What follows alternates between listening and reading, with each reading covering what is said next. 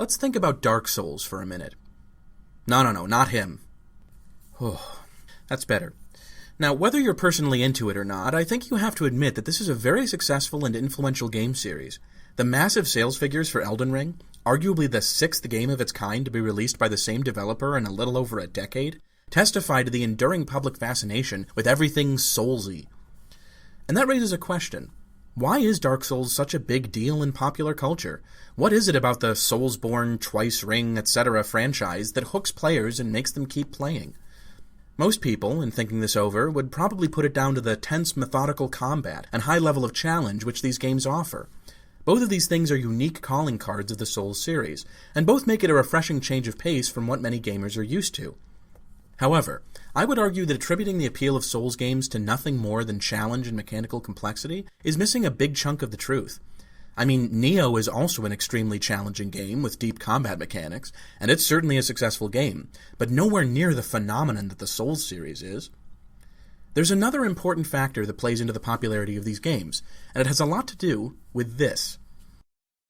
Yes, that's right, a loading screen. Not generally considered a really crucial aspect of game design, but the important thing here is what's on the screen. I've heard a lot of people praise Dark Souls and its sequels for the engrossing quality of their lore. Souls games are always very light on plot, but the backstory of the world they're set in is usually quite rich and fleshed out. Not just the content of the lore, but also the way in which it's presented is unique and appealing to a lot of people. But has it ever occurred to you that the lore of these games is rarely presented in audiovisual form? Sure, you can talk to characters, and sometimes they tell you things that are relevant to the setting, but most of the facts that the game has to offer exist solely in the item descriptions. There are so many details, minor and major, and even entire characters, like the legendary Dragon Slayer Big M from Demon's Souls, whose existence you would have no idea of from just playing the game. Arguably, item descriptions, like the one on this loading screen, are the primary storytelling medium in a Souls game. And when you think about it, that's kind of odd. Because this is what's generally referred to as flavor text, and as the name implies, it's not supposed to be all that important. It's just there for flavor, to make a minor aspect of a game, like a sword or a health potion, the slightest bit interesting. And in most games, flavor text is the same relationship to story content that Coca-Cola has to champagne. It's cheap, mass-produced content designed to be quickly enjoyed and then just as quickly forgotten. The term was actually invented to describe the little blurbs that writers for Wizards of the Coast put on the cards for their huge hit Magic the Gathering in the early 1990s. And you can see why in this instance, flavor text would be popular and, in a way, necessary. Card games don't have huge rulebooks full of lore like Dungeons & Dragons, so without the miniature stories featured on the cards themselves, the player would have nothing to latch onto at all. But video games are different. A card game has to tell a story with text, and while this was once true of video games, it hasn't been for, well, at least as long as the term flavor text has existed. Magic the Gathering came out the same year as Myst, a game that set a new standard for environmental and audiovisual storytelling with virtually no in-game text at all.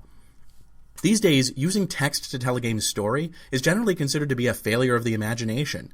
Text is what you fall back on when you can't afford to animate faces and hire new voice actors. It's there to fill in the cracks left behind by artsier methods of getting the story across, like cutscenes or preferably voiceovers during gameplay.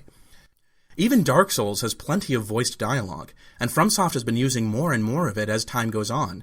One change that stood out particularly to me was in Bloodborne, when bosses started to speak in the middle of fights, something that also happens in Sekiro and Elden Ring. But having said all that, I have a confession to make. I really like flavor text. I don't care that it's an inferior method of storytelling, or that it's often really corny. I am a total sucker for item descriptions, glossaries, bestiaries, in-game books, optional skits, and pretty much any other kind of random information that games throw my way. In fact, the relative unimportance of flavor text, the sheer irrelevance of it, far from being a negative, is actually one of my favorite things about it.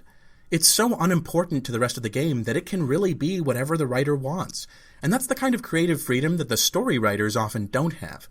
In a horror game, the flavor text can be funny. In a lighthearted game, the flavor text can be dark and disturbing. It can talk about all kinds of things, poke fun at itself, even break the fourth wall, and it's okay because, what the heck, it's just flavor text. I've mentioned before that I have a much greater interest in the story side of video games than most critics who I watch, but really it goes deeper than that.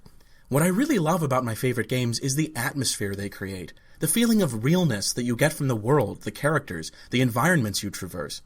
And while art design does a lot to sell this particular aspect of games, there's also a very important role here for flavor text.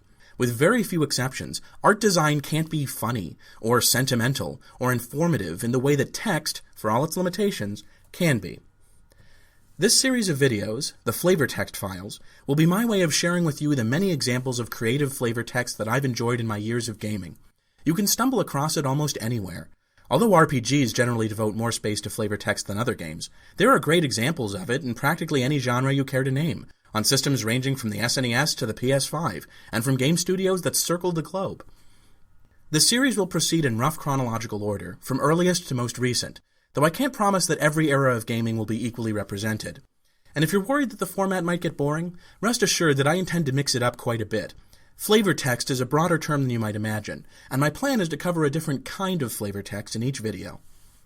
So sit back, kick your feet up, and make yourself comfortable as we take a rollicking ride through the lighter, sillier side of video game writing. The hilarious, the heartwarming, the horrific, and the simply haphazard. It's all sorted somewhere in the depths of the flavor text files. Let's flip through a few and see what we find.